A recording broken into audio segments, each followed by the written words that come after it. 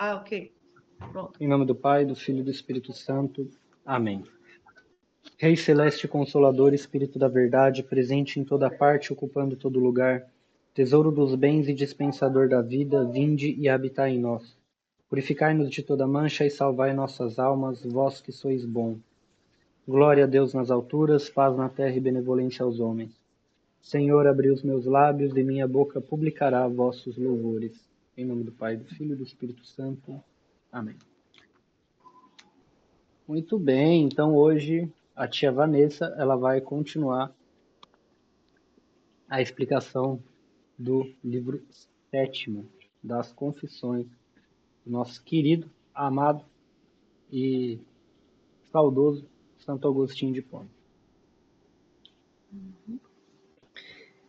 Então, aí hoje vamos começar a falar o ponto 2, né? Argumento de Nebrídio contra os maniqueístas. Nebrídio era um grande amigo de Agostinho e grande contestador dos maniqueus. E ele era tão brilhante que disse Santo Agostinho a seu respeito: bastava-me a objeção que já de muito tempo em Cartago lhe costumava propor Nebrídio, com que nos abalava todos nós que o ouvíamos. Então, assim, eu imagino que ele realmente era muito bom no que fazia, né? Porque para deixar Santo Agostinho abalado não devia ser qualquer coisa, né?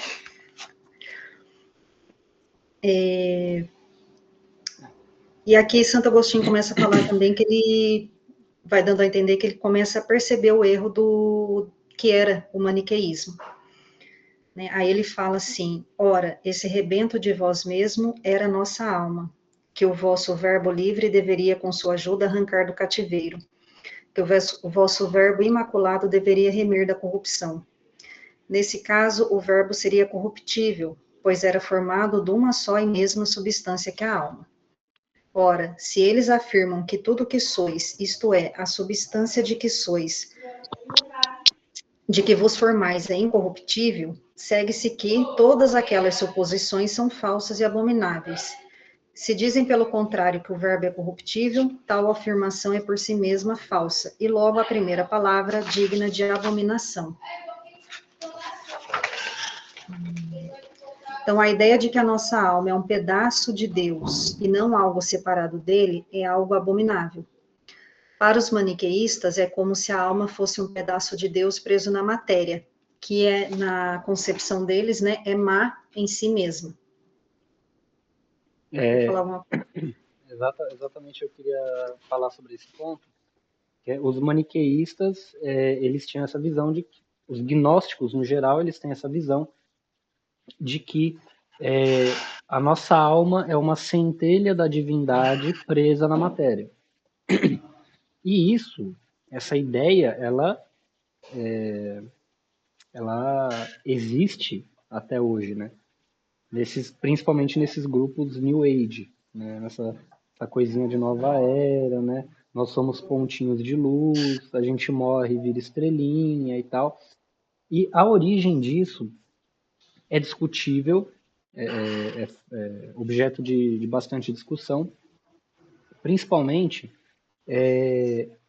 quanto à sua origem, porque a origem ela pode ser, digamos assim, pode ter origem essa ideia nas religiões panteístas, especificamente o budismo. Tá? Os maniqueus, eles têm a gnose, quando ela vai descrever a história da gnose, ou melhor, a história da salvação, entre aspas, a história do espírito iluminado que guia a humanidade, eles começam, o primeiro espírito iluminado é o do Buda. Tem até um nome, eu esqueci o nome dele, o primeiro Buda, porque Buda significa iluminado, né?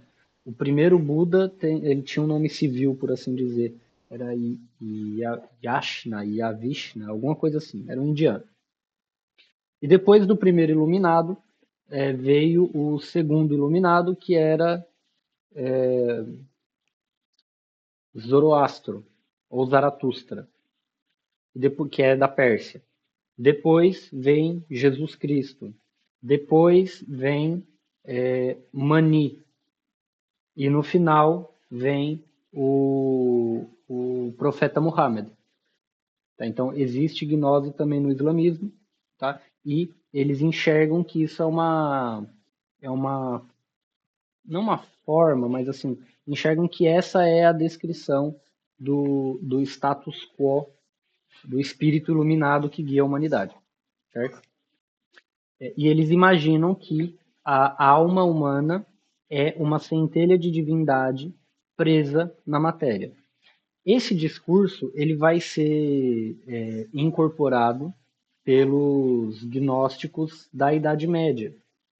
Do final da segunda metade da Idade Média, da Baixa Idade Média, principalmente dois grupos muito importantes que são os cátaros e os albigenses. Eu já falei deles aqui para vocês, que o hobby deles era matar mulheres grávidas, porque assim estariam libertando duas almas ao mesmo tempo. Você mata uma mulher grávida, você está libertando a alma da mulher, que volta a integrar a divindade, e está libertando a alma da criança, que também volta à divindade. Só que essa ideia ela não morreu na heresia cátara. Ela continuou nos grupos gnósticos esotéricos, herméticos, e ela vai voltar, ela vai ressurgir agora no campo da filosofia, porque a filosofia moderna... Ai, caramba, perdi, acabou o meu isqueiro. A filosofia moderna, ela é profundamente gnóstica. Tá? O pai da filosofia moderna, vocês sabem quem é, né?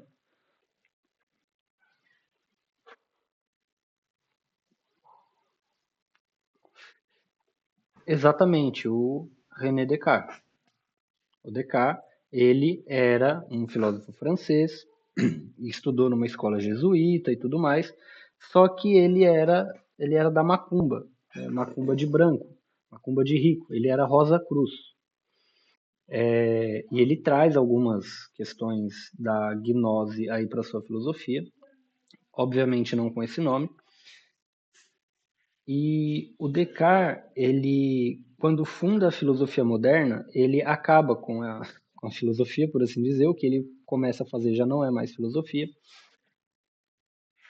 E com o desenvolvimento da filosofia moderna, essa ideia gnóstica de que nós somos um pedacinho da divindade presos na matéria, ela vai germinar novamente. E ela vai florescer na filosofia do profeta da filosofia do Georg Wilhelm Friedrich Hegel.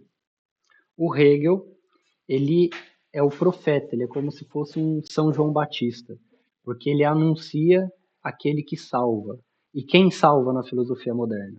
O Marx. Essa noção de que nós somos um pedacinho da divindade preso na matéria, o Hegel ele vai fundar toda uma linha filosófica baseada nessa ideia. A ideia do espírito universal, que se desenvolve a si mesmo, a dialética hegeliana, etc. E isso vai ser politizado na filosofia marxista. Também na filosofia liberal, mas principalmente na filosofia marxista.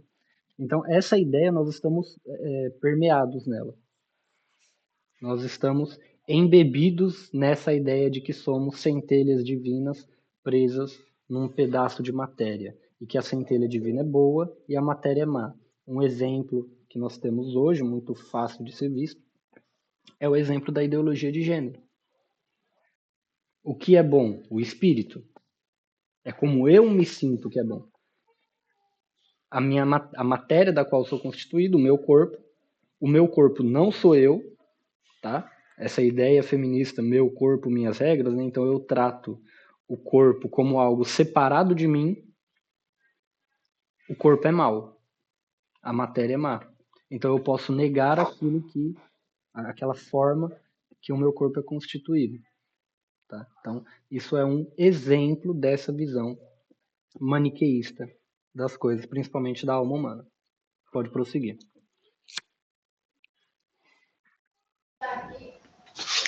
Agora é o ponto 3, a causa do mal. Santo Agostinho inicia afirmando que Deus é o criador dos nossos corpos, almas, todos os seres e de todas as coisas, e reafirma que Deus é incontaminável e imutável.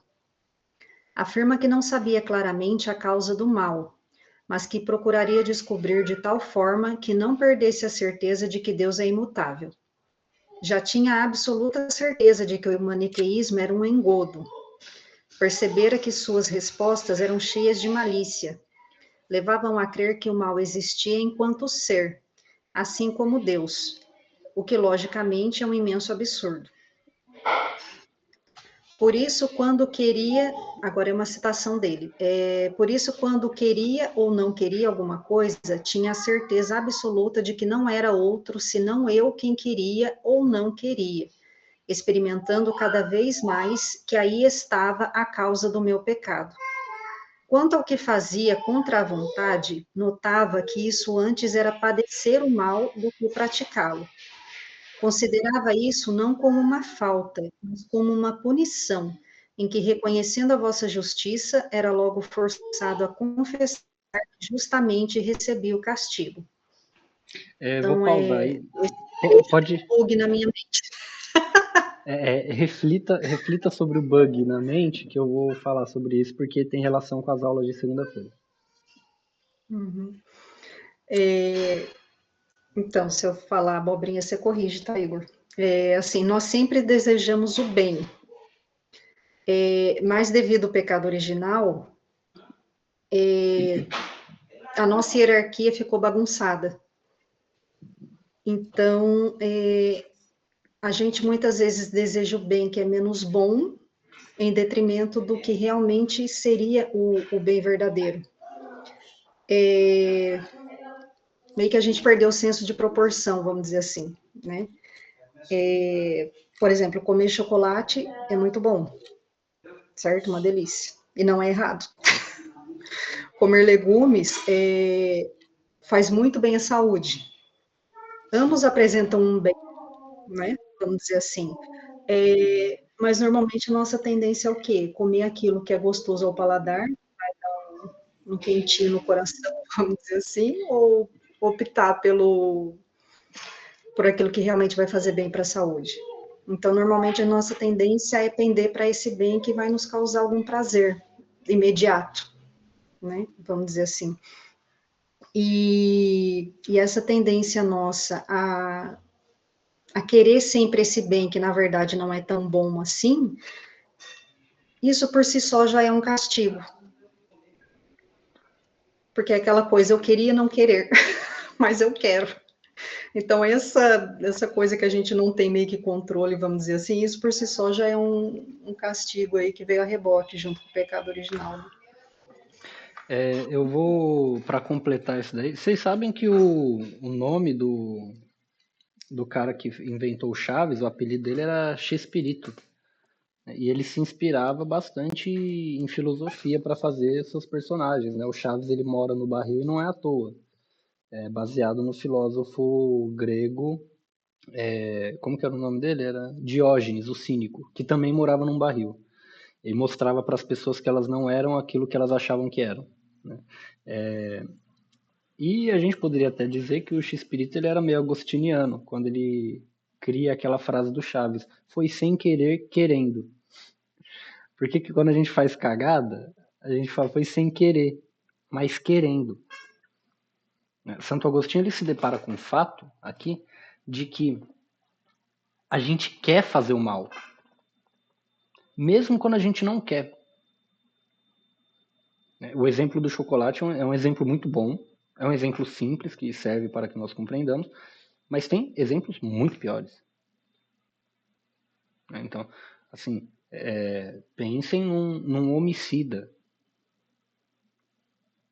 que ele não queria cometer aquele homicídio, mas no fundo ele queria. Vamos pensar num homicídio, um crime passional, né? Um homicídio feito com aquele excludente de ilicitude que é a violenta emoção. Tem um samba do Cartola que narra um acontecido assim, chama Feriado na Roça. É muito, muito bonito e muito triste também. Eu recomendo que vocês ouçam para sentir aquela tristeza gostosa. O Feriado na Roça, ele conta que o sujeito soube que a mulher dele ia voltar para a roça. Quando ela chega, Eu tô resumindo, tô dando spoiler, tá? Quando ela chega, mas ouçam a música que é muito boa.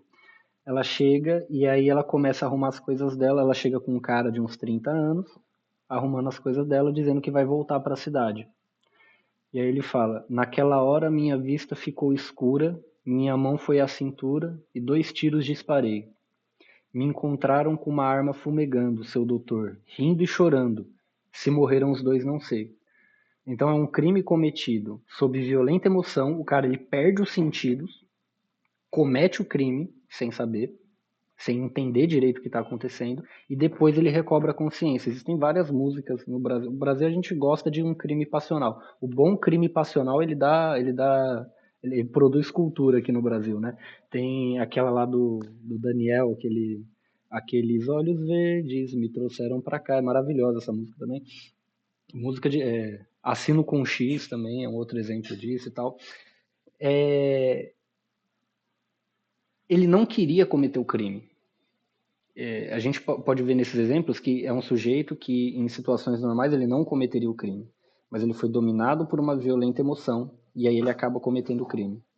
No fundo, Santo Agostinho diz, ele queria e por isso ele fez. Ele fez porque ele não consegue se controlar. Aqui ele apresenta um drama da alma humana. É o drama de eu quero fazer o bem, mas eu faço o mal. Eu quero não pecar, mas eu peco. E eu só peco porque eu quero, porque pecado sem consentimento não é pecado. Um exemplo que poderíamos dar é uma pessoa que tem um sonho erótico, ela não peca contra a castidade, porque o sonho ele não tem controle sobre o sonho. Uma coisa é sentir, a outra é consentir. Uma pessoa que sonha que está matando alguém, ela não peca. Mas no fundo, ela quer matar.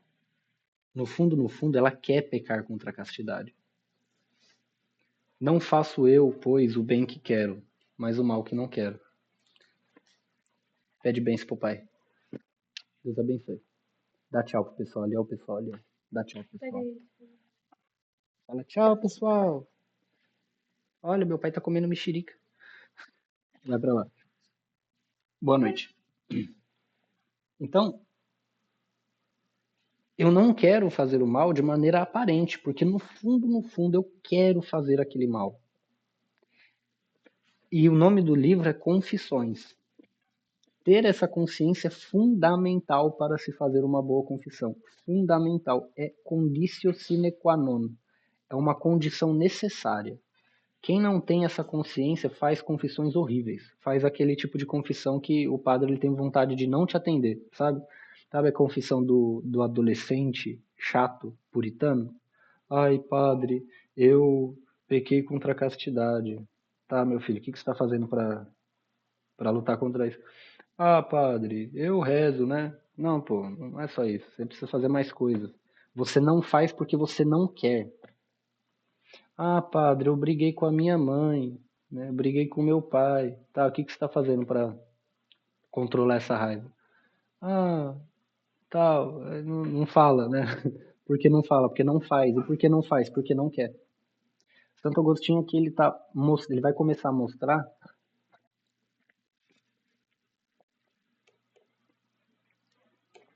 que o impulso para a ação humana é a vontade. Usando uma linguagem que não é agostiniana, é uma linguagem tomista, existem 3 faculdades da alma, 3 potências da alma. A faculdade sensitiva, a faculdade volitiva e a faculdade racional. São 3 esferas da alma. O homem criado por Deus, ele é um homem com a alma ordenada. Então a razão ela está no topo, guiando a ação humana. A vontade está abaixo da razão, movendo a ação humana, movendo o agir humano. E os sentidos estão abaixo, servindo a vontade e a razão. Com a queda do pecado original, a razão ela se revolta contra a vontade, se revolta contra a razão, se aliando aos sentidos e subjugando a razão, de modo que o homem não faz aquilo que ele sabe que ele deve fazer. Ele faz aquilo que os seus instintos mandam, que os seus sentidos mandam. E ele quer fazer isso. A faculdade chama-se faculdade volitiva porque diz respeito à vontade. A vontade é justamente esse querer. E aí quando o homem ele se converte e ele está buscando uma aproximação com Deus, ele não quer fazer o mal de maneira deliberada, ele quer fazer o bem. Mas ele não consegue porque ele não quer com uma vontade reta. Aí você pergunta pro jovenzinho, por que que você quer ser casto? Né? Aí ele fala, porque é o certo, né? Não, não é porque é o certo, é porque você tem que agradar a Deus. Porque você não quer ofender a Deus. Só que ele quer com uma vontade desviada, ele quer com uma vontade arrogante, com uma vontade soberba. Por que que você quer dar uma boa educação para os seus filhos? Ah, para que eles não se misturem com essa gentalha. Vamos, tesouro. Gentalha, gentalha. Né? Isso é uma vontade deturpada. E é a vontade que nós temos. A gente vai fazer o quê? A gente não pode mentir e falar, não, eu tenho uma vontade reta em todas as minhas ações. A gente não tem. Se tivéssemos, seríamos todos santos de última morada. As únicas pessoas que tinham uma vontade reta, 100%, foram Nosso Senhor e Nossa Senhora. De restante, e Adão e Eva antes de comerem o fruto, antes de pensarem em comer o fruto proibido, né? Eu vi até de um pastor esses dias um vídeo muito bom, falando que o papel do homem é dar de comer à mulher, porque quando a mulher deu de comer ao homem, o mundo virou essa desgraça. Piadas à parte. O que importa aqui é que nós temos uma vontade ferida, uma vontade que não consegue querer o bem. Lembram do fato das peras, o evento das peras que teve aqui nas confissões? O Agostinho, adolescente, ele constata, eu tinha na minha casa peras melhores do que aquelas. Eu não precisava roubar, eu roubei porque eu sou mau. Ter essa consciência, essa sinceridade de olhar para a própria alma e ver, de fato, o que está acontecendo, né? E perceber, caramba, eu sou um merda, meu irmão. Eu não consigo querer fazer uma coisa direito. Uma vez eu fui me confessar com um padre do Opus Dei, um padre muito bom. E aí eu constatei, eu tinha acabado de constatar esse fato, e aí eu falei, padre, eu sou um merda. Aí ele falou, muito bem, ainda bem que você percebeu, agora vire adubo. Porque só perceber isso não adianta, é necessário que você vire adubo, que você, tendo essa consciência sincera, não é uma consciência pessimista. Isso não é coisa de gente pessimista, melancólica, que tem a visão downgrade de tudo, né? Uma visão, eu sou ruim, eu não presto, eu sou um lixo. Não é essa coisa depressiva chata, aparente. Essa visão falsa, porque às vezes a pessoa sabe que ela tem qualidades, mas ela não quer admitir que ela tem qualidades, ela quer ter a aparência de que ela é humilde. E aí ela acaba mentindo para si mesma. Ela acaba mentindo para si mesma. Não é isso. É ter uma visão sincera, é olhar para si e perceber, de fato, e considerar que aquilo que ela está enxergando é verdade. Mas como é difícil viver isso, Igor? Nossa, como é difícil. É difícil para quem não tem o sacramento da confissão. O sacramento da confissão, ele é um remédio da alma enorme. Assim, é você... Então, mas eu digo assim, é uma luta contínua, né? Não é algo que vai vir da noite para o dia. É uma luta constante. É um negócio que exige muito tempo. Eu tinha um professor na faculdade que falava que nós precisávamos de tempo de cela, né? Como se fôssemos cavaleiros, né? Um bom cavaleiro, um bom guia de cavalo, por assim dizer, né? Um bom montador de cavalo, você sabe que ele é bom pelo tempo de cela que ele tem, o tempo que ele está fazendo aquilo. Então, nós precisamos disso, tempo de meditação, né? Nosso Senhor, o que ele fala para você rezar direito? Qual que é a chave que ele dá? Qual que ele ensina? Ele fala, quando for orar, entra no teu quarto, fecha a porta e fala com teu pai que está no céu e que vê tudo que está oculto. Enquanto a gente não tiver a capacidade de fazer isso, a gente não consegue ter uma vontade adequada. A gente não consegue nem perceber o nosso problema, a nossa falta, a nossa falha. Tem um filósofo francês, eu não gosto de francês, de jeito nenhum, mas tem um filósofo francês que é o Blaise Pascal. Ele era até de uma corrente católica meio radical, meio esquisita. E era matemático também. Ele era viciado em apostas e ele era muito católico e muito viciado em apostas. Ele escreveu fórmulas matemáticas de você apostar com uma certa segurança de que você ganharia a aposta. Porque ele era um gênio da matemática, por assim dizer. Ele tem um livro chamado Pensamentos. E em um desses pensamentos, ele fala sobre o divertimento. Ele fala por que o homem ele busca o divertimento. Por que ele busca o jogo, busca música, dança? Se ele vivesse na nossa época, por que ele fica mexendo no Instagram, no Facebook, mandando fake news no Zap para os outros, etc. Por que ele busca o divertimento? Porque ele é incapaz de se trancar no próprio quarto e falar com o Pai que está no céu. Porque antes de falar com o Pai que está no céu, ele precisa enxergar a si mesmo. E quando ele se enxerga a si mesmo, ele não vê nada de bom. E para que ele não veja nada de bom, ele não cultiva o silêncio. Então ele precisa de barulho para abafar essa parte da sua alma que ele não gosta, que ele sabe que é ruim. Ele precisa de falsidade, ele precisa de fofoca, ele precisa de distrações, música, né? Por que o pessoal fica ouvindo funk, a rocha, essas coisas todas, alto pra caramba? São pessoas, podem perceber, todas as pessoas que ouvem música alta de maneira muito estrondosa e com frequência são pessoas desordenadas, com a alma completamente desordenada. Todo mundo, não tem exceção. Alma completamente desordenada.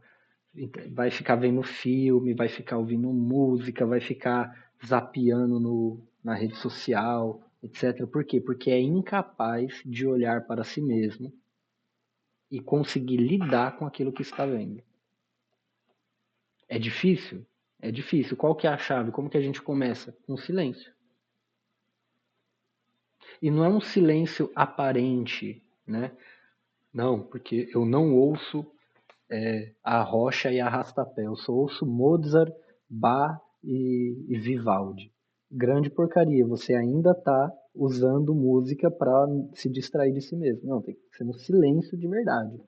Olhar para si. Uma dica que eu dou, me ajudou muito, fazer um exame de consciência o mais detalhado possível. Né? Vai lá. Eu briguei com o meu filho, eu perdi a linha, eu arranquei sangue da boca dele. É porque o pai, quando vai bater no filho, não pode arrancar sangue. Arranquei sangue da boca dele. Ele estava errado, mas não estava tão errado. Eu me deixei mover pela raiva. Muito bem, isso é o pecado. É o que a gente consegue ver. É o pecado mais escandaloso. Qual pecado gerou esse pecado? É a pergunta que a gente tem que fazer. O que aconteceu antes para que eu me deixasse levar pelo sentimento de raiva de tal forma? Antes, eu acordei bravo com todo mundo. Opa, então a gente já tem um indício aí. No mínimo um pecado venial. Que é, ao invés de eu cumprir o meu dever de pai, de educador com diligência, eu deixei-me guiar pelo sentimento. Lembram das potências, das faculdades da alma que eu falei, às quais eu me referi? Eu me deixei guiar pelo instinto, pelos sentidos, e não pela razão. Quanto mais detalhado for o exame de consciência, melhores serão as confissões. E mais consciência você vai ter de si mesmo. E mais você vai poder perceber coisas que, assim, você sabe, ó, bicho, eu não vou mudar isso essa vida, eu não consigo. Ou a graça de Deus vem de maneira extraordinária e muda isso, ou paciência, eu não vou conseguir.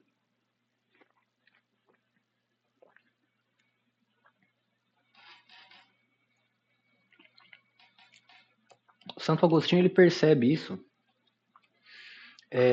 quando ele fala num trecho aqui num capítulo sobre as questões das imagens sexuais que vinham à mente dele. E ele fala, enquanto ele estava escrevendo, essas imagens vinham na mente dele. Só que quando ele escreveu isso daqui, ele era bispo, ele já era católico, já era batizado, já. E ele admite, essas coisas ainda vêm na minha memória. E se não é Deus, eu cedo ao pecado. Ele admite isso. Sem vergonha nenhuma. Sem nenhum medo de represália, medo, o que será que os meus fiéis vão pensar de mim se lerem essas páginas? Não, o que ele quer é justamente isso, que eles vejam que eu sou um homem. Que eles vejam que eu fui um pecador, que eu sou um pecador ainda. É difícil, pra caramba. Mas não é algo que é impossível. Isso é o que está ao nosso alcance de fazer.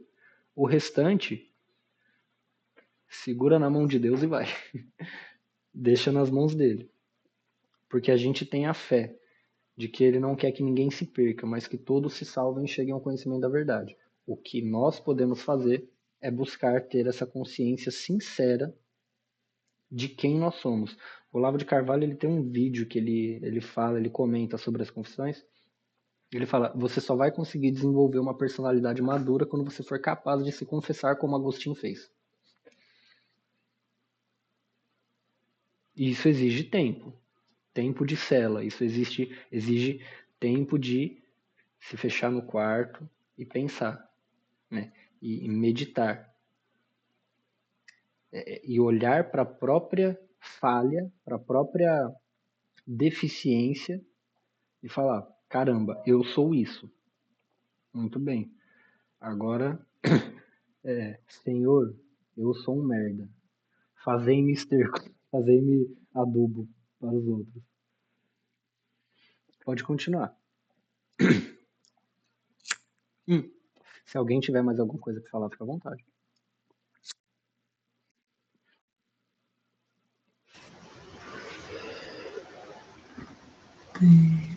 Santo Agostinho se perguntava como Deus, sendo perfeito, criou uma criatura imperfeita.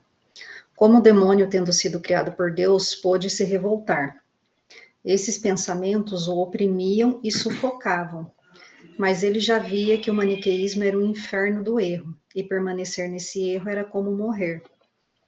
Em vários trechos ao longo desse livro, ele vai falando ele coloca dessa forma, né, que essas dúvidas geravam nele angústia, o oprimiam, né, mas ele permanecia firme na fé e buscando, né, a resposta para essas dúvidas que o oprimiam.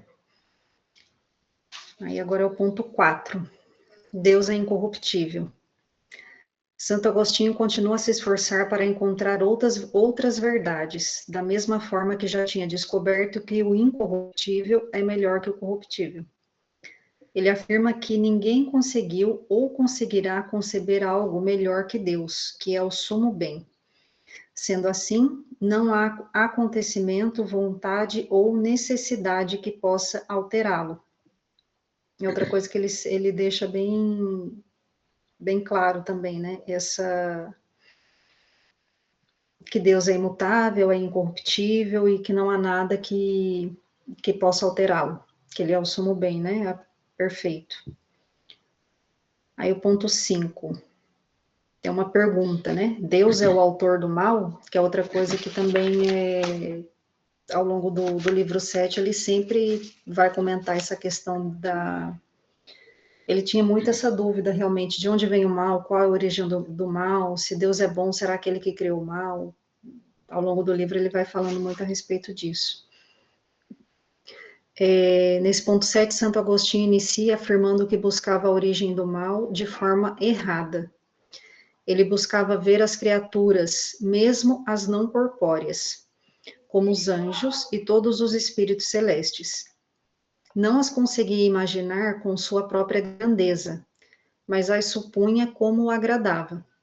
Imaginava Deus infinito em todas as direções, rodeando e penetrando toda a criação.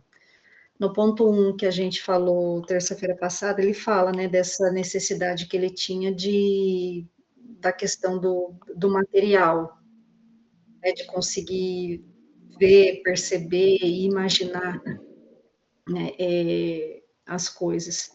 Tanto que ele imaginava Deus preenchendo a criação, e daí ele fala, né, que então um elefante teria mais Deus do que um passarinho. E depois só que ele vai perceber que essa concepção dele estava errada, né? Mas ele ainda tem essa necessidade de materializar, vamos dizer assim, né? De imaginar mesmo que, como ele fala, né? Ele sabia que estava aquém, né? Por exemplo, imaginar um anjo. Ele tinha consciência que ele não conseguiria imaginar com a grandeza realmente que um anjo possui, mas ele imaginava. Aí ele fala, né? Assim a vossa criação finita suponha eu, cheia de vós, que sois o infinito. Então ele inicia um extenso questionamento sobre a origem do mal. Né? E no final ele diz: revolvia tudo isto dentro do meu peito miserável, oprimido pelos mordazes cuidados do temor da morte e por não ter encontrado a verdade. Estava, contudo, arraigada no meu coração a fé em Jesus Cristo, vosso Filho, Senhor Salvador nosso, professada pela Igreja Católica. Se bem que me achasse ainda informe e flutuando para além da forma da doutrina, contudo, meu espírito não abandonava a fé, antes cada vez mais se abraçava a ela. Então, mais uma vez, ele reforçando aquela questão, né, assim, o peito miserável estando oprimido, né, assim, com as dúvidas, sem compreender direito, tipo, o que está acontecendo, mas ali permanecendo firme na fé, né, e mais uma vez ele cita a Igreja Católica, né, ele cita, primeiro, se não me engano, foi quando Santo Ambrósio, né, que começou a dar uma catequese para ele, vamos dizer assim, né, que ele cita a Santa Igreja, e agora ele cita nominalmente, novamente. Só um ponto com relação a isso. Aqui, Santo Agostinho ele dá a chave para o cristão que deseja ter uma vida intelectual. Né? A gente se depara várias vezes com diversos problemas de fé, de moral, etc. E o conselho que eu dou para as pessoas que estão conhecendo a fé sempre é o seguinte: primeiro você acredita naquilo que a igreja acredita, depois você procura entender. Primeiro se agarrar à fé, depois buscar a compreensão dela. É compreensível, tudo, tudo. Todos os pontos da fé são compreensíveis porque é razoável crer. Só que muita gente acaba tendo aquele defeito de fabricação, por assim dizer, de não, eu quero entender primeiro para aí eu vou decidir se eu vou acreditar ou não. Primeiro eu quero compreender o mistério da Trindade, depois eu acredito se existe a Trindade ou não. Não. Agostinho está falando, não é assim. Você aceita o que a igreja diz e aí depois você procura compreender. Senão, as pessoas se perdem num monte de discurso vazio, né? Aquele negócio de o recém-convertido, o assunto que ele mais gosta é o quê? É demônio. Influências angélicas, dogmas, etc. E aí o básico da fé ele não consegue ter. Assim, ele nem tem o básico da fé, mas quer já discutir sobre, como o pessoal fala, o sexo dos anjos. Né? Não pode ser assim. Não pode ser assim porque, veja, o próprio Agostinho demorou 32 anos para ser batizado, para abraçar a fé de fato, né? Para realmente se tornar cristão. E mesmo depois dele ter se convertido, etc., ele ainda não entendeu quase nada. É a história do menininho que fez buraco na areia e estava tentando encher o buraquinho com a água do mar. É mais fácil fazer isso do que você compreender o mistério da Trindade. O menino responde para ele. Então, assim, primeiro, crer. Primeiro um ato de fé. E o ato de fé, a fé é interessantíssimo. A fé ela não é um ato da razão. Lembra que eu falei das três partes da alma? A fé não é um ato da razão. Ela é um ato da vontade. É preciso eu querer crer. Se eu não quero, eu Assim não como o creio. perdão, então, também. Assim como perdão. Perdão não é um ato da razão. Você pega um crime qualquer, pega o crime de, sei lá, estelionato. O sujeito engana um pai de família para arrancar todo o dinheiro dele e vai sair ileso, né? É preciso querer perdoar. Porque se você só agir com a razão, você faz uma conta simples. Se eu matar, a chance de eu responder é muito baixa e vai ser bom para a sociedade ter menos um estelionatário. Então compensa mais eu matar o sujeito. Mas eu preciso usar a minha vontade para falar não. Embora isso seja socialmente dizendo melhor, eu não vou fazer. Então é um ato da vontade. A fé também é um ato da vontade. É preciso eu querer crer. A compreensão ela vem depois. Pode seguir.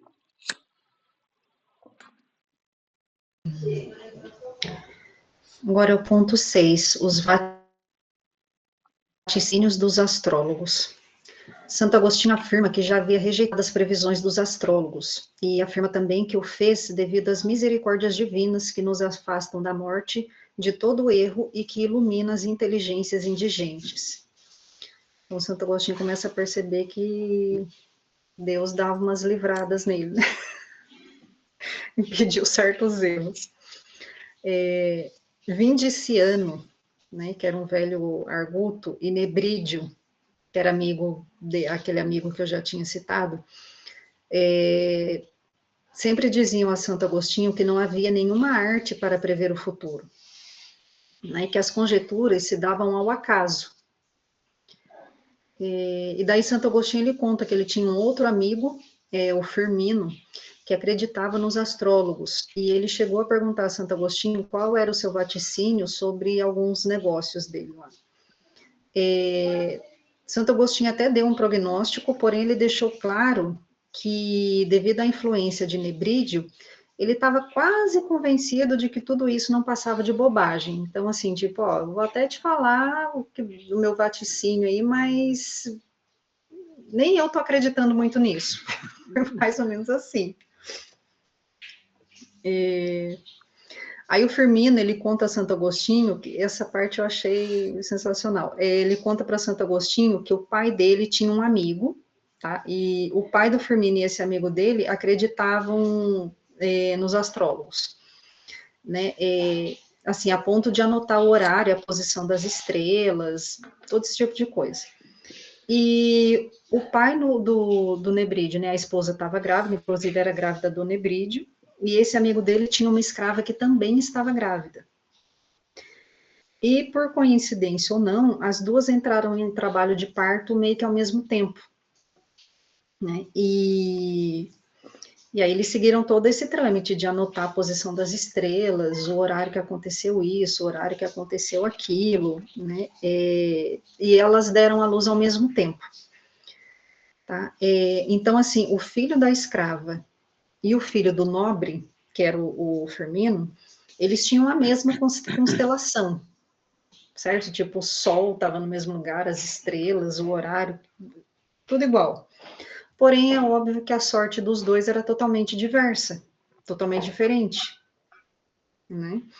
Então, aí Santo Agostinho fala, né? Como é possível examinar a mesma constelação e prever futuros tão diversos? Né? Aí ele fala, de onde com toda certeza se conclui que os fatos preditos pela contemplação dos astros não se dizem por arte, mas por acaso, e que as falsidades proferem-se não por imperícia na arte, mas porque falhou a sorte. Aberta esta entrada, ele ruminava tudo isso comigo, para que nenhum desses loucos que viviam de tal negócio, e aí eu coleriquice, e que eu desejava atacar imediatamente e pôr a ridículo, me pudesse resistir, lançando-me à cara que Firmino e o pai me tinham enganado. Então, assim, Santo Agostinho foi cair na ficha dele, ele ficou tão no horror que ele falou, não, se alguém vier com essa lorota pra cima de mim, eu vou derrubar, no... vou ter o argumento perfeito para mostrar que, tipo, nada a ver, né? Um absurdo. Eu cheguei a comentar em algumas aulas atrás sobre essa questão dos astrólogos, eu não lembrava o livro que estava. Então, tá no livro 7º, tá? E eu comentei também que esse negócio de astrologia ele voltou bem forte no meio conservador católico, muito forte, tá? Olavo de Carvalho, vocês sabem, ele foi astrólogo durante muitos anos. Durante muito tempo, ele falava dos benefícios em se conhecer astrologia, tá? Que ele falava que é uma ciência não, uma arte, que ela tem algum sentido, etc., que a gente não pode desprezar algo que nós não conhecemos e tal. E por conta disso, ele tem um filho chamado Luiz Gonzaga de Carvalho Neto. É o Gugu, o famoso Gugu, que ensina muitas coisas muito legais sobre simbólica, sobre astrologia, e acabou levando um monte de gente, muita gente do meio conservador católico a cair nesse conto de astrologia. Tá? O mais famoso, que não foi levado por esses, mas pelo seu próprio desvario, por assim dizer, é o Dr. Ítalo Marcilli, que também fala de astrologia, também fala muito bem sobre astrologia, tem lá o seu conhecimento no assunto, mas ele trata às vezes o negócio como, assim, se você não conhece, você é um maldito, sabe? Você precisa conhecer a astrologia, senão você não é um intelectual e tudo mais. Eu conheci há uns anos atrás, quando isso estava começando a virar moda, uma moça que era católica e tal, e ela acabou, por assim dizer, acabou seus dias como vendendo curso sobre as forças da feminilidade, falando sobre pedras e sobre os astros. Tá?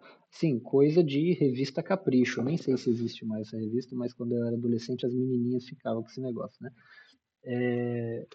Assim, é coisa de adolescente, é coisa assim, um negócio de jornal que a pessoa lê para ver se ela vai conseguir ganhar no jogo do bicho, sabe?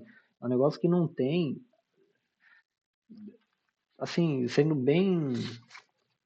bem contraproducente, que eu vou dizer, contrassenso, sendo bem idiota, né? E as pessoas caem nisso e acreditam nisso. Acreditam em outros tipos de forças, como por exemplo, óleo essencial, como certas orações feitas sob certas condições, etc. As pessoas ganham muito dinheiro com isso. E Santo Agostinho ele vai mostrar que isso é pura burrice, não só burrice, mas fruto da própria soberba humana. Então, eu quero ter controle sobre o futuro, eu quero ter controle sobre as coisas que acontecem. Eu quero. Então, eu vou usar de todos os subterfúgios possíveis para fazer a minha vontade valer, ainda que seja falso. Ainda que eu esteja trabalhando por uma falsidade. E ele tinha uma visão tão negativa dessas questões mágicas, essas coisas mágicas, que chegaram a perguntar para ele o que deveriam fazer com as bruxas. E aí Santo Agostinho fala, não, as bruxas não devem ser queimadas na fogueira porque o seu poder não existe. Essa é a doutrina católica sobre bruxaria, né? A gente não deve persegui-las porque o poder delas não existe. Perguntaram sobre Santa Idelgarda de Bingen. Santa Idelgarda, eu estava inclusive pensando nela esses dias. Santa Idelgarda, ela fala sobre as pedras. Ela fala sobre influências de determinadas pedras em determinadas doenças e tal. Ela viveu na Alta Idade Média, tá? Ela era uma abadesa beneditina.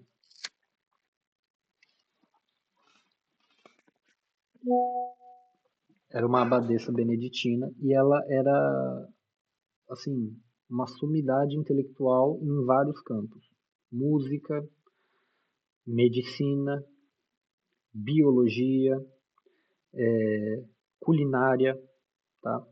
Ela adotava aquela tese do Hipócrates, de que a tese da medicina dos humores, né? Então, o melhor remédio que você pode dar para alguém é um bom ambiente e uma boa comida.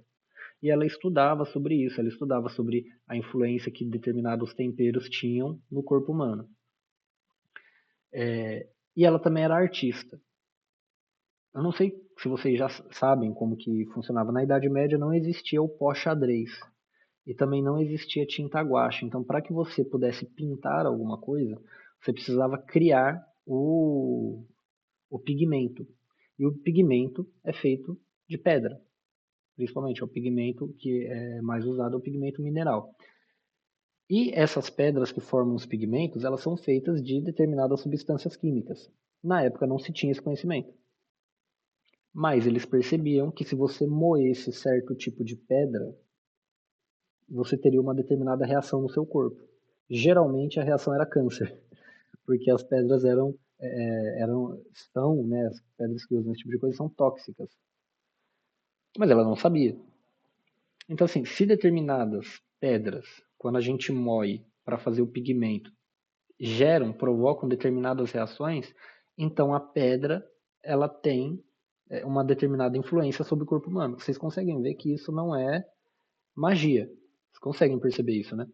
Que isso, assim, é que nem determinadas ervas, elas provocam certa reação no corpo humano. Logo, elas têm certa influência.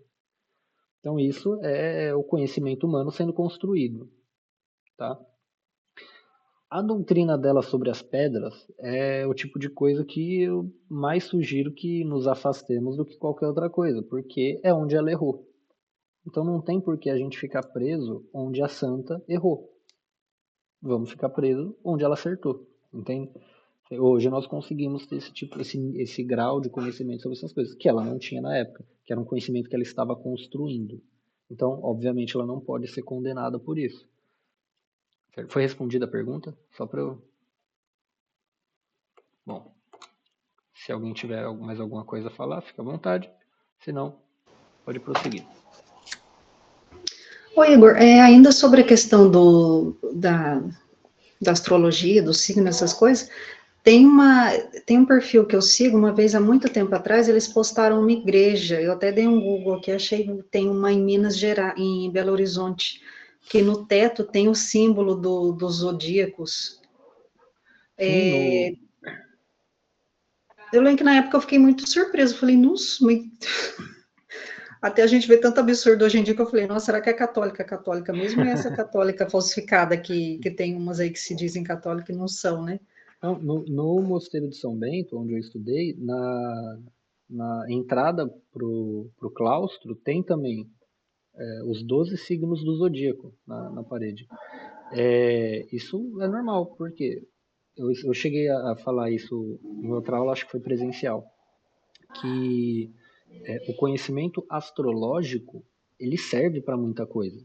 Por exemplo, para saber em qual direção que você vai construir a entrada da sua casa, porque é a direção que mais vai bater mais ou menos sol, por exemplo, na maior parte do ano, para você saber se é uma época propícia para você plantar,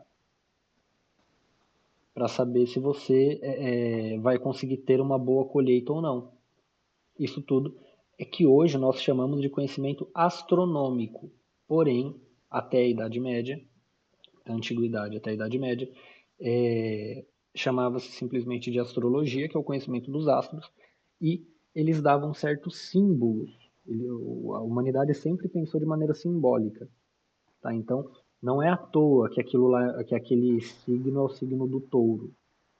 Aquelas estrelas lá, você olha, você não vê um touro, você não tem como você imaginar um touro ali. impossível, assim, a virgem, da onde que tiraram uma virgem? Bom, isso tudo são símbolos para estabelecer o conhecimento, porque as pessoas não dispunham aí de livros para poder estudar astronomia e tudo mais. Então é mais fácil você ensinar dessa maneira simbólica, entendeu? Então, o conhecimento astrológico nesse sentido de que eu vou poder usar esse conhecimento para plantar, para colher, para saber se é uma época propícia para eu construir e assim por diante, isso daí não tem problema nenhum. O problema é quando eu uso esse negócio para tentar prever o futuro. Que aí cai no que Santo Agostinho disse aqui. Se acontece aquilo que eu previ, entre aspas, é por acaso. Porque não dá para eu prever o futuro. O máximo que eu consigo prever de futuro é se a minha colheita ela vai render ou não. Ou se vai chover mais ou menos. Ou se é uma época propícia para eu, sei lá, capar o meu gado ou não, entendeu? Porque, enfim, não tinha um acesso tão fácil a livros e tal, então o pessoal via dessa maneira simbólica. Né? E como os astros, eles são, em linhas gerais, mais, como que eu poderia dizer, imutáveis, ou seja, eles têm uma constância maior do que o nosso calendário ou os nossos escritos e tal, então é mais fácil confiar naquilo. Entende? Então não tem problema, assim, usar os símbolos e tal. Isso é tudo simbologia, para ficar mais fácil do ser humano adquirir conhecimento ou passar, transmitir conhecimento também. Eu falei para vocês no curso de segunda-feira, né, que o ser humano é um animal, então ele conhece de maneira complexa. Então você não pode chegar para uma pessoa normal e tacar um conceito e achar que a pessoa vai compreender o conceito. Não, você precisa fazer de maneira complexa. Então, ao invés de jogar um conceito, você conta uma história. Você cria um mito. Entendeu? Ao invés de jogar um conceito, você cria um símbolo. Então, toda vez que, sei lá, o aquário estiver no céu, você pode, sei lá, plantar milho que vai render bastante. Eu não sei como funciona, mas a ideia é essa, a lógica é essa.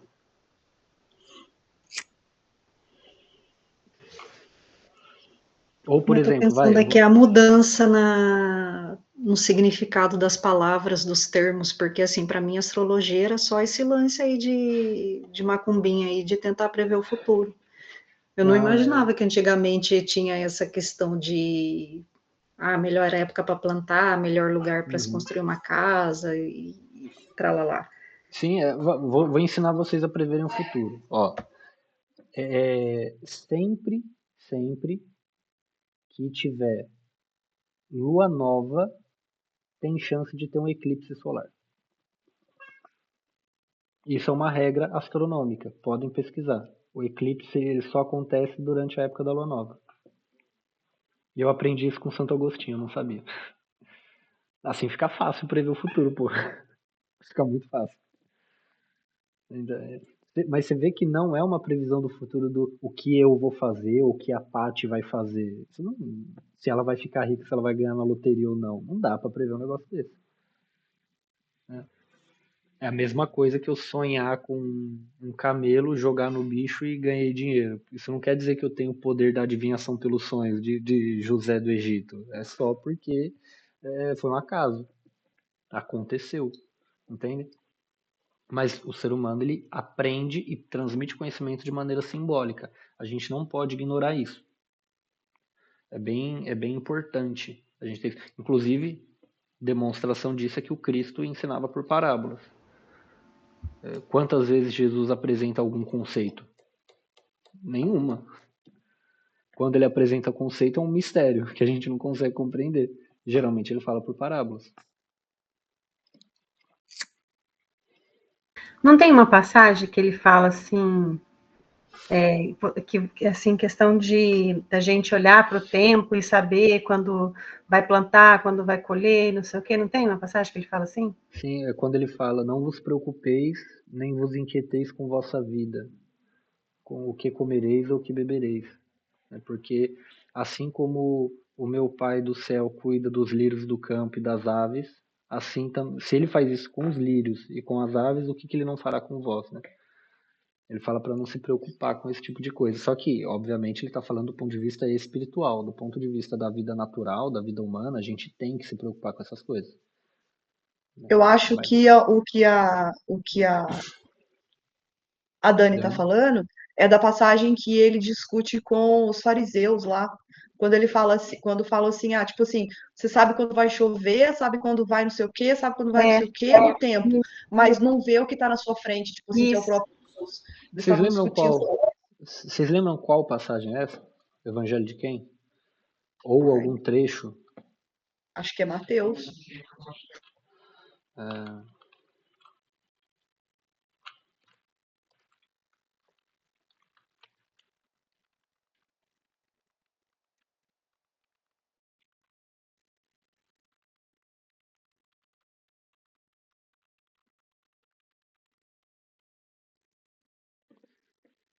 Espera ainda. É Lucas 12. Lucas 12. Lucas 12? 12:54, eu acho.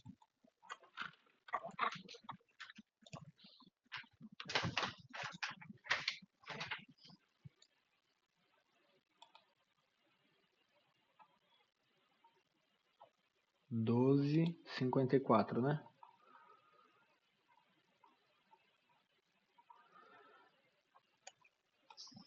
Aqui, dizia ainda ao povo, quando vedes levantar-se uma nuvem no poente, logo dizeis, aí vem chuva, e assim sucede. Quando vedes soprar o vento sul, dizeis, haverá calor, e assim acontece. Hipócritas, sabeis distinguir os aspectos do céu e da terra, como, pois, não sabeis reconhecer o tempo presente? Porque também não julgais por vós mesmos o que é justo. Lendo esse trecho, eu lembrei de um evento em que a astrologia, nesse sentido que estou falando agora, ajudou muito algumas pessoas. Que é quando os reis magos leem nas estrelas que nasceria o rei de Israel. Você vê que o evangelho, ele fala que eles eram magos. Eles mexiam com magia. E viram nas estrelas que nasceria o Deus. O rei dos reis, o senhor dos senhores. E eles vão pelas estrelas, guiados pelas estrelas, vão adorá-lo. Então, isso não é o que Santo Agostinho está aqui condenando. O que ele está condenando é a adivinhação. Tá? O conhecimento astrológico para a nossa vida prática, ele não é um problema.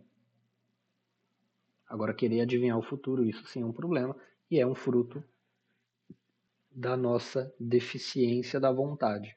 Eu quero ter controle. Podeis prosseguir.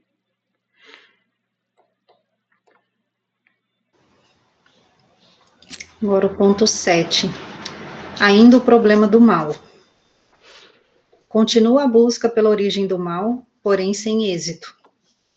Relata que Deus não permitiu que ele perdesse a fé e reafirma sua fé na providência divina, na existência de Deus e sua substância inalterável, na sua justiça em Jesus e na Sagrada Escritura, e que Deus estabeleceu um caminho de salvação para os homens.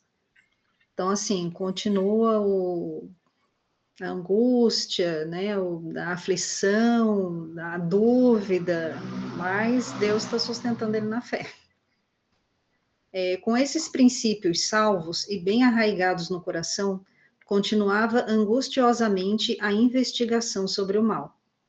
Conta que sofria grandes tormentos e angústias, mas apenas Deus sabia, pois ele não contava nada nem aos mais íntimos amigos. Então ele fala que, do jeito que ele coloca no livro, assim, dá até para ficar com dó, porque você vê que ele realmente ficava muito angustiado com essa dúvida, né? E Eu até fiquei me perguntando, por que será que ele não conversava com ninguém, né? Com esse, apesar que a conversa dele com o Nebrídio seria por carta, né? Tipo, não ia ser um, tipo, vou mandar uma mensagem, ele já vai me mandar um áudio e nós vamos conversar, né? O negócio era meio demorado. Mas, enfim, eu fiquei me perguntando, mas por que será que ele não conversou com ninguém, né? Mas Santo Agostinho fala que ele só se dirigia realmente a Deus, só Deus sabia dessas angústias dele. Ele não falava para mais ninguém. Vocês lembram o que eu falei lá, a referência que eu fiz ao Evangelho, né? Se você quiser rezar, se tranca no seu quarto e conversa com seu pai. É isso que ele está fazendo aqui. E é angustiante. Você tá começando a enxergar a verdade, enxergar como a coisa é, principalmente quando essa coisa é a sua alma, e você ainda não conseguiu ver. É um negócio assim que dá dor, mas é muito bom. É um processo pelo qual todos precisamos passar. Principalmente aqueles que querem ter uma vida intelectual. Assim, para nós isso é absolutamente necessário. A gente não pode escapar. E acredito também que por mais que a gente tente partilhar o que a gente está passando, a gente nunca vai conseguir, né? Somente Deus realmente vai entender e saber o que passa dentro da gente, né? Ele sabe mais do que nós mesmos. Por isso é tão necessário ter essa conversa com Deus. O padre Dimitrios, ele sempre fala isso. Ele pergunta: está rezando? Ah, sim, padre. O que você reza? Ah, eu rezo o terço, eu rezo a ladainha, eu rezo a oração do Santo Anjo. Ele falou: não. Perguntei se você reza. Falar palavras que você decorou não é rezar. Rezar é você se trancar no seu quarto e conversar com Deus. Isso é rezar. Isso você faz? Pode ser Ah, na cozinha? Pode ser eu sozinha na minha cozinha lá? pode ser na cozinha, não tem problema. Não tem... Na cozinha, inclusive, é melhor. Né? Inclusive, é melhor. É falar, orai a todo instante. Rezai sem cessar. Essa é a ordem dos apóstolos, é a ordem de Nosso Senhor. Né? Se não for feito isso, você pode ser o sujeito mais inteligente do mundo. Você pode decorar a Suma Teológica, pode decorar a Sagrada Escritura em grego e não vai adiantar de porcaria nenhuma. Você vai ser só um burro com um vocabulário muito apurado. A gente não pode querer ser um burro com vocabulário. Nós precisamos realmente, assim, para nós que queremos ter uma vida intelectual, uma vida interior, realmente ter intimidade com nosso Senhor, né? Não podemos reduzir isso a decorar palavras, a decorar conceitos, decorar coisas. Isso é fácil. Isso até papagaio aprende. Se você adestrar bem um papagaio, ele sabe falar com idade. Até papagaio aprende. Agora, essa intimidade, essa busca, essa vida interior, isso exige empenho. Isso exige sinceridade de alma. E é esse momento de dor que Santo Agostinho estava passando aqui.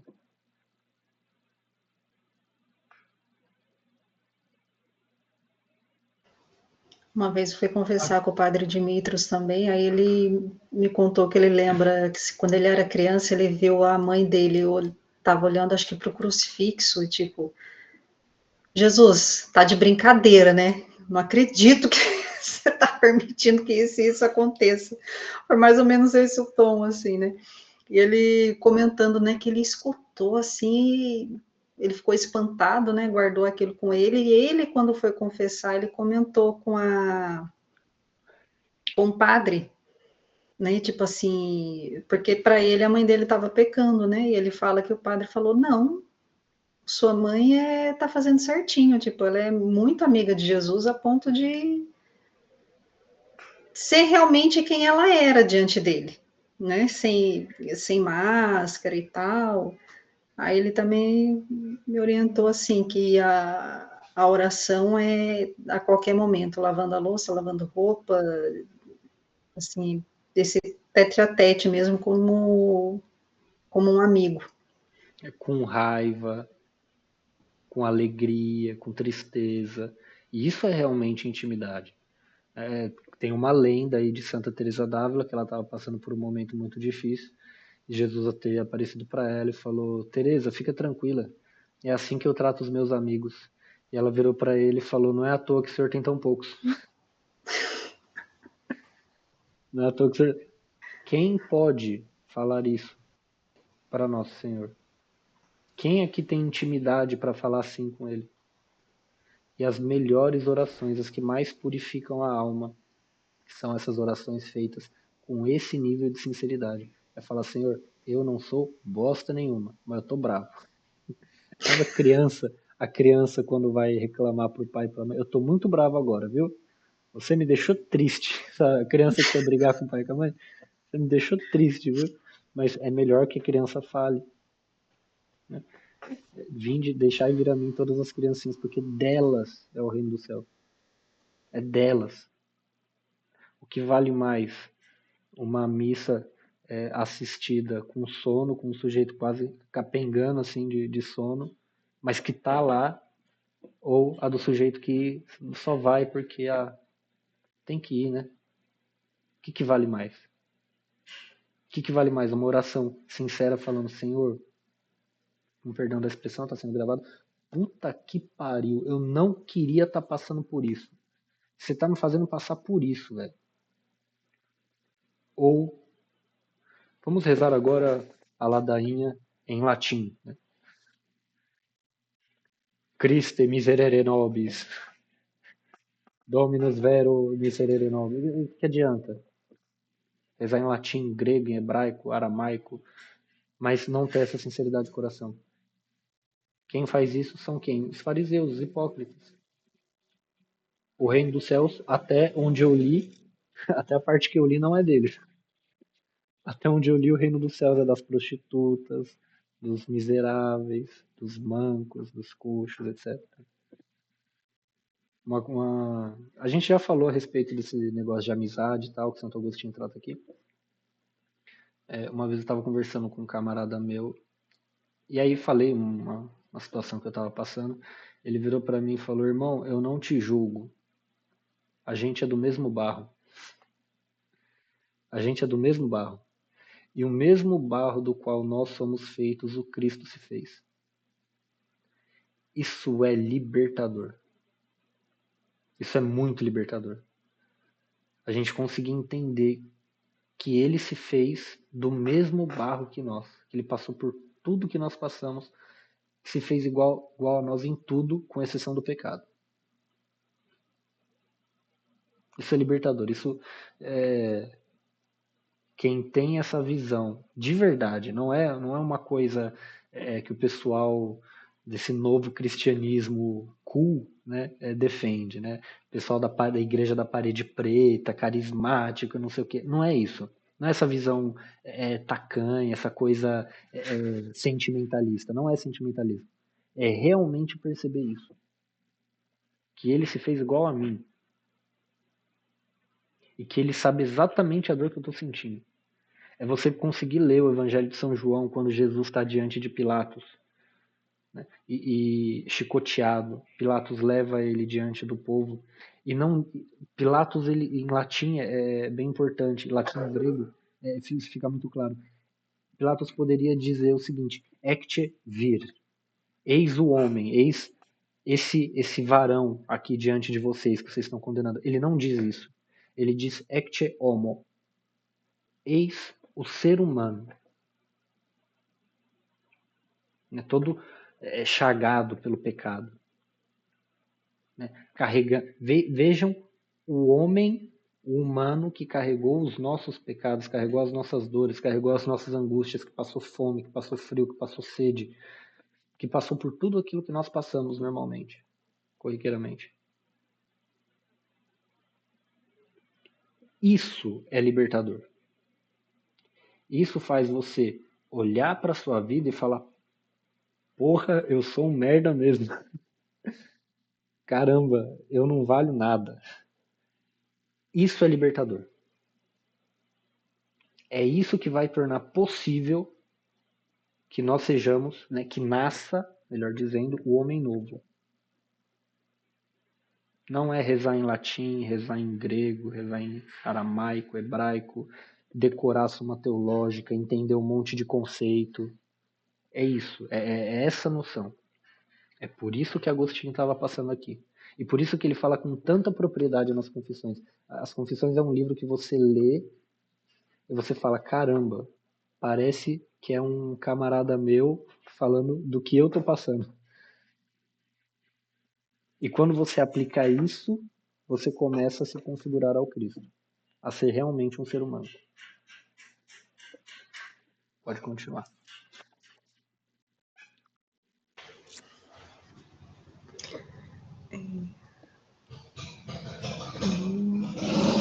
Mas todas as lamentações que rugiam, a moto maravilhosa passando. Mas todas as lamentações que rugiam do fundo do meu coração iam ter aos vossos ouvidos. Diante de vós estava o meu desejo, mas a luz dos vossos olhos não estavam em mim, porque ela estava dentro e eu estava fora. Nem ela precisava de espaço, mas eu fixava a atenção naquelas que são contidas pelo espaço, sem aí encontrar um sítio para descansar. Nem elas me hospedavam de modo a poder dizer: isto me basta, estou bem. Nem me deixavam partir para onde me achasse satisfeito. Quanto a elas era superior, mas era inferior com relação a vós. Então, a luz do Criador está dentro de nós, né, como uma marca indelével. Mas Santo Agostinho a procurava fora de si, né, procurava nas criaturas. E o Criador não ocupa espaço, mas as criaturas sim. E ele buscava a luz que não ocupa espaço nas criaturas que ocupam. E uma coisa que me chamou a atenção também foi a questão dele falar de não encontrar descanso, né? De não encontrar satisfação.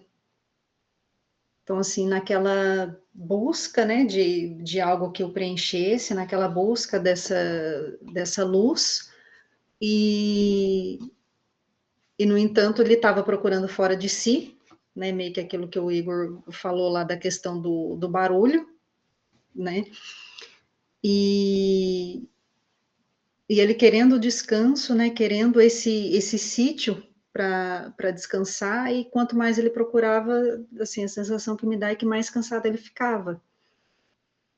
E é Exatamente. tipo a gente, assim, quanto mais a gente se agita, né, na ânsia de querer se satisfazer, se preencher, parece que quanto mais a gente quer descansar, mais a gente acaba ficando cansado porque a gente está fazendo tudo errado.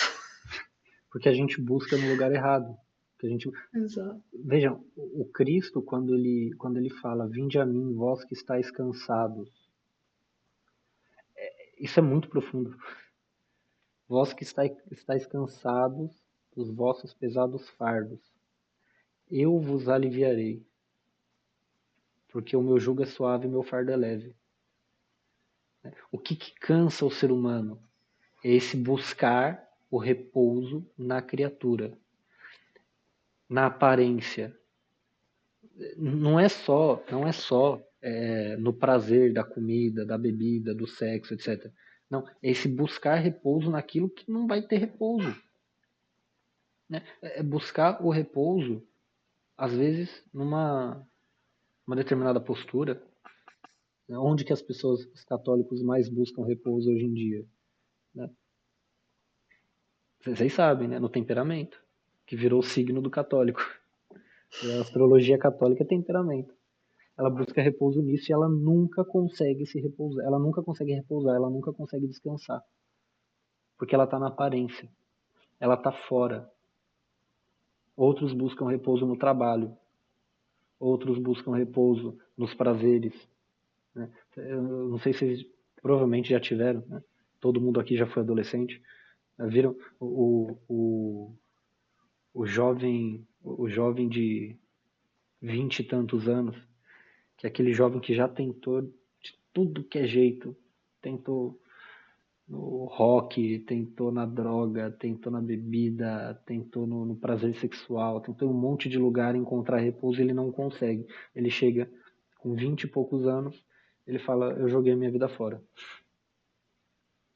Eu joguei a minha vida inteira fora. E eu não vou nunca mais conseguir me recuperar. E aí ele desiste de vez. Ele desiste de vez e não consegue encontrar repouso, porque ele buscava o repouso onde o repouso não estava.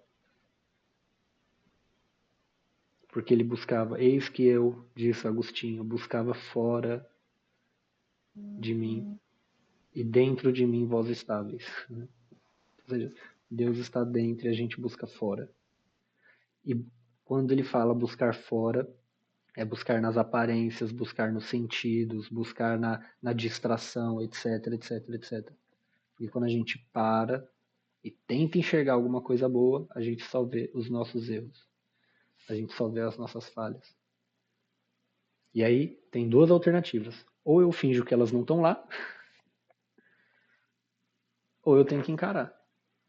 O padre Manuel Bernardes, ele fala, né, sobre o julgamento, o juízo particular. Ele fala que as virtudes, elas são como vestes, são como belas roupas. E no dia do nosso julgamento, a gente, antes de chegar diante do justo juiz, a gente vai ter que lutar com o demônio. Que outra alternativa eu tenho, se não me despojar das minhas roupas e me apresentar diante do demônio e do meu Salvador nu, completamente nu? Porque se eu me apresentar com alguma virtude, o demônio vai agarrar essa virtude e vai usar ela para me jogar no chão. Por quê? Porque eu não sou bom. Quando o jovem rico chega até Jesus, ele fala o quê? Bom mestre, o que devo fazer para chegar ao reino dos céus? Jesus vira para ele e fala, por que me chamais de bom? Só Deus é bom. Por que você fala que eu sou bom? Só Deus é bom. Bom, Jesus é Deus, então o jovem rico ele não estava errado. Só que, ó, o que ele diz, só Deus é bom, um só é santo, um só é Senhor. Então, na medida em que eu queira ser reconhecido como santo, na medida em que eu queira ser reconhecido como bom, eu ainda estou buscando fora o repouso. Eu ainda não estou sendo honesto, nem comigo, nem com o Cristo. Pode continuar.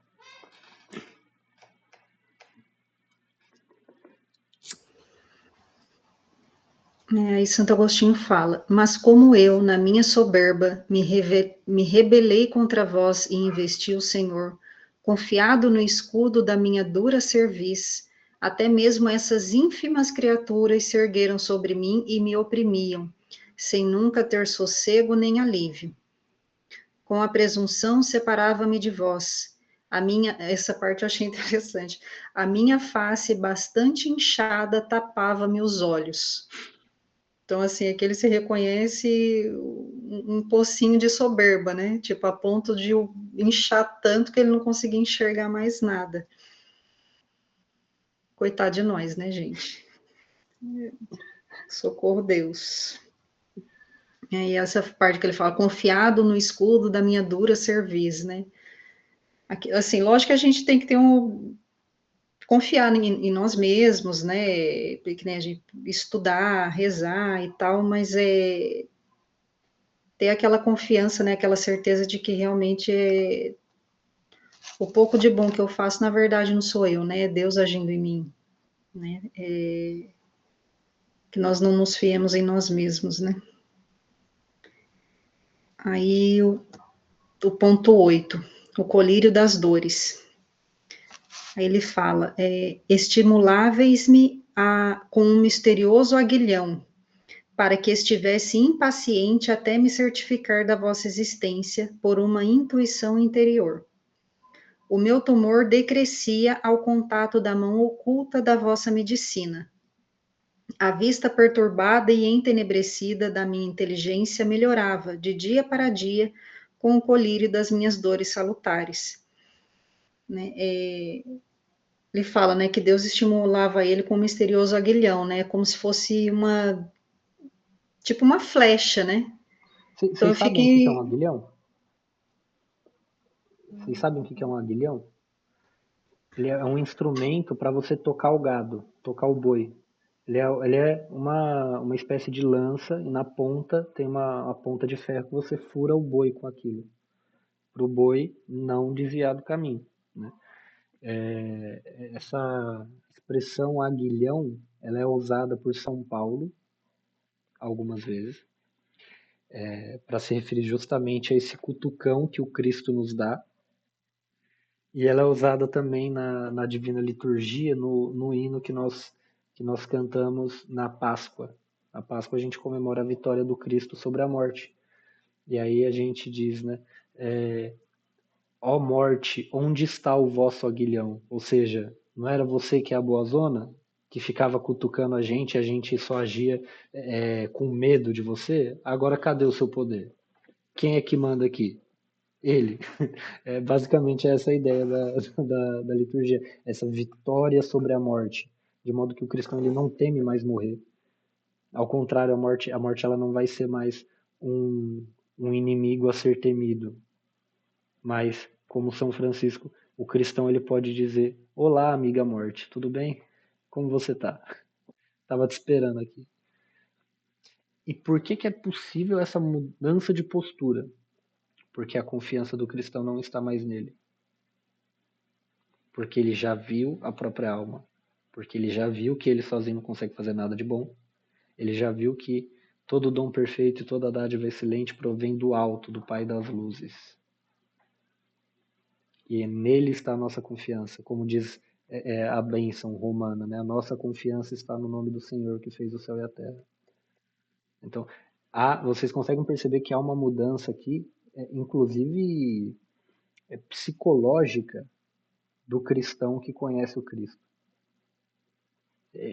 Tem uma mudança de postura diante dos problemas da vida, diante da morte, diante de várias outras coisas. E essa mudança ela só é possível a partir do momento em que você se tranca no quarto. Ou na cozinha, tá, Dani? Você se tranca no quarto, olha para dentro de si mesmo e encontra aquele que se fez igual a você para que você pudesse renascer com ele.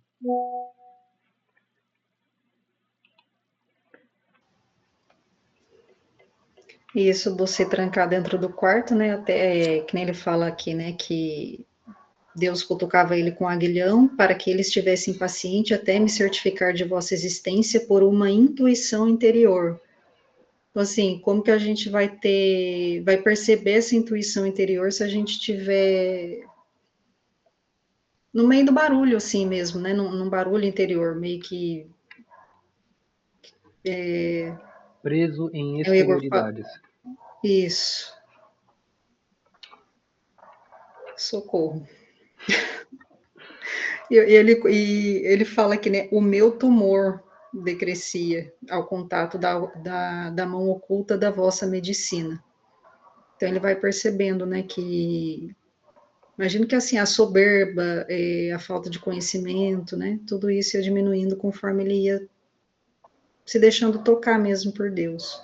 Aqui é uma referência ao ponto anterior, que ele fala que a cara inchada dele não permitia que ele visse. Agora essa cara inchada ela vai diminuindo pela mão invisível da medicina do Cristo.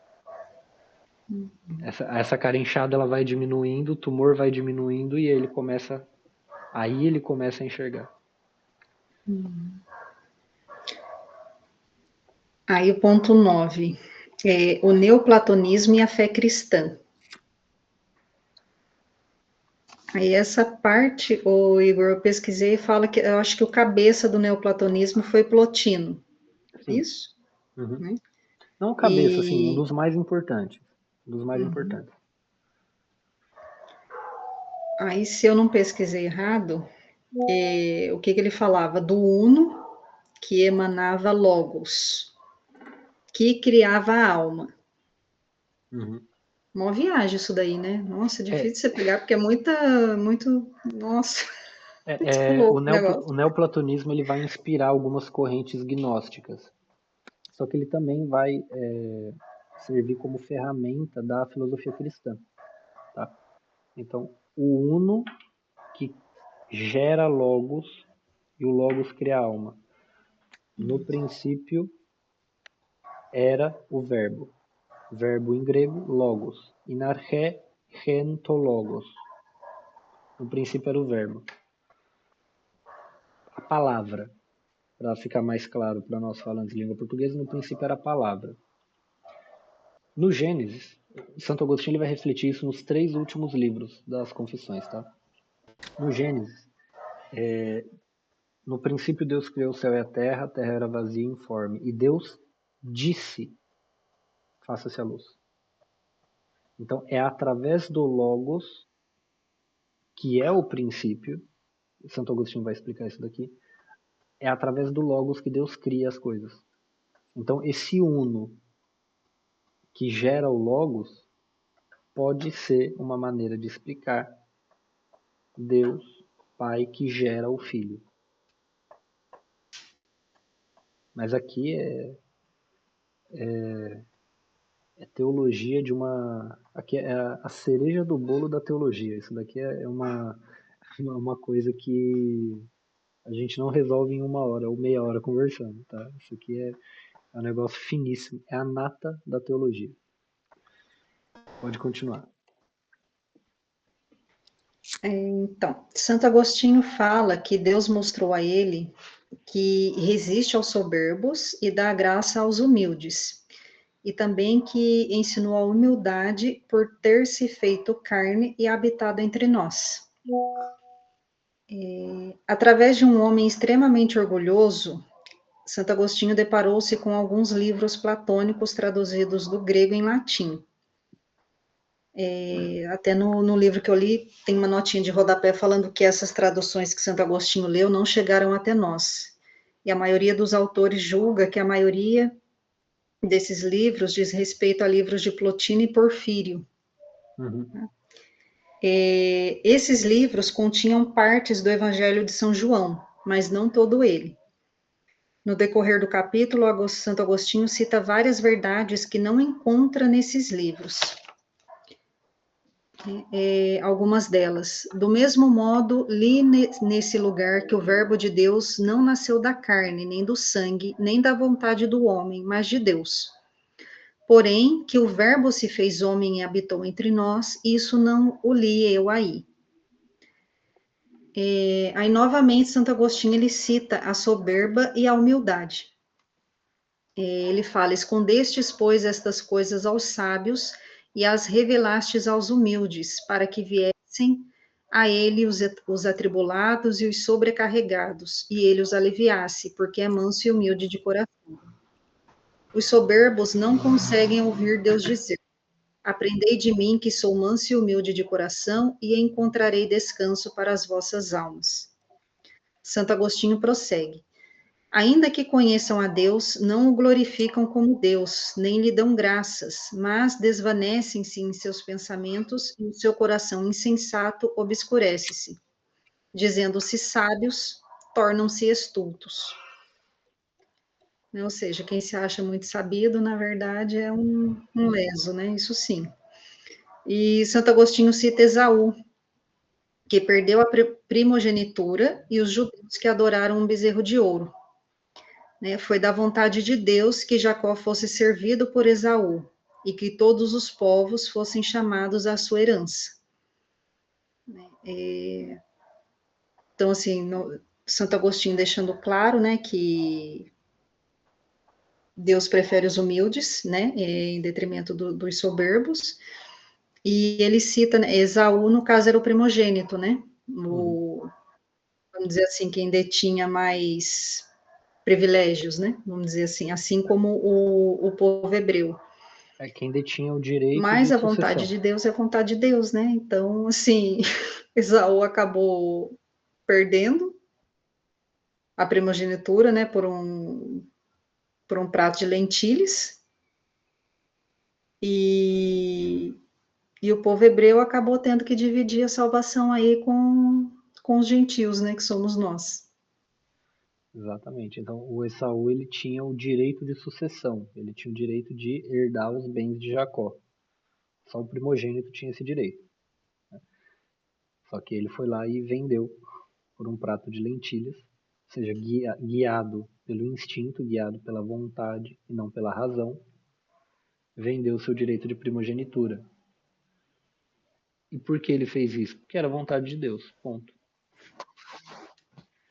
E com Jacó tornando-se, por assim dizer, o primogênito, isso é sinal também de que tornar-se-iam filhos aqueles que não deveriam ser filhos, ou seja, os gentios, os pagãos, dos quais, creio eu, todos nós somos herdeiros, todos nós somos sucessores. A não ser que alguém aqui tenha sangue judeu puro e tudo mais, e a família tenha se convertido ainda na época dos apóstolos e tal. Não é o meu caso, né? Os meus antepassados, eles gostavam de comer gente, literalmente, né? Os tupinambás, eles tinham aquele ritual de antropofagia maravilhoso, né? Bebiam cauim. E alguns, né? Outros eles matavam em nome de nosso Senhor Jesus Cristo. Então, assim, meus antepassados não são muito flor que se cheire, por assim dizer, né? Creio eu que os de ninguém aqui. Então, assim, até para nós veio a salvação.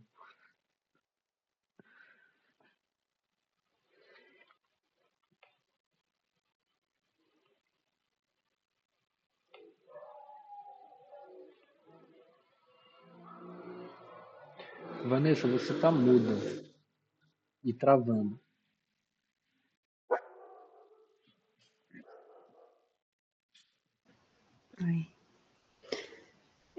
Agora seria o ponto 10, mas são 9h20. Deixa para a semana que vem, fala mais um ponto. Você que sabe, você que manda. Eu acho que seria conveniente parar por enquanto, porque já foi 1h30, né? E aí, você que sabe. Então vamos encerrar, né? Semana que vem a gente continua. Perfeito. Minha amiga Dani vai gostar disso. Mas, menina, eu tô gostando mesmo, viu? Não pelo tempo que tá levando, mas agora eu tô começando a me dedicar mais, criando vergonha na cara, e o negócio tá meio que fervendo aqui, sabe? A cabeça tá...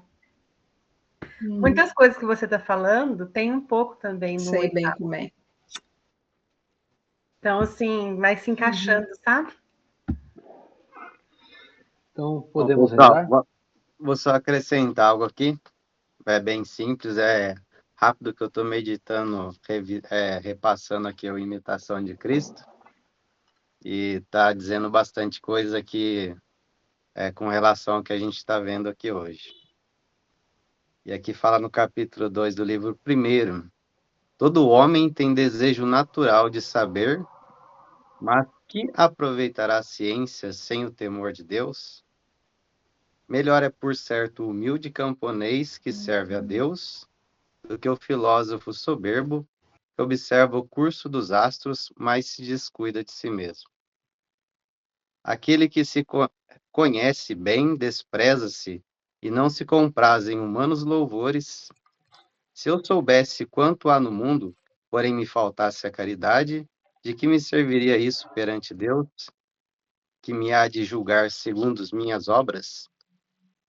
De que serve a sutil especulação sobre questões misteriosas e obscuras, de cuja ignorância não seremos julgados? Grande loucura é descuidarmos as coisas úteis e necessárias e entregar-nos com avidez a curiosas e nocivas. O humilde conhecimento de ti mesmo é o caminho mais certo para Deus. Verdadeiramente grande é aquele que tem grande caridade. Eu acho que, assim, como falaram para a gente não observar tanto os erros de Santo Edelgardo, eu acho que Santo Agostinho, ele talvez deva ter se arrependido por perder tanto tempo em especular tantas coisas e não chegar a lugar nenhum. Eu acho que só depois ele se deu conta de perder um grande tempo aí em vãs curiosidades. Bom, é isso que eu deixo aí de partilha. Eu acho que outras palavras seriam vãs. Né? Acho que resume bastante. A imitação de Cristo, embora seja um manual, resume muito bem essas ideias. Muito bem.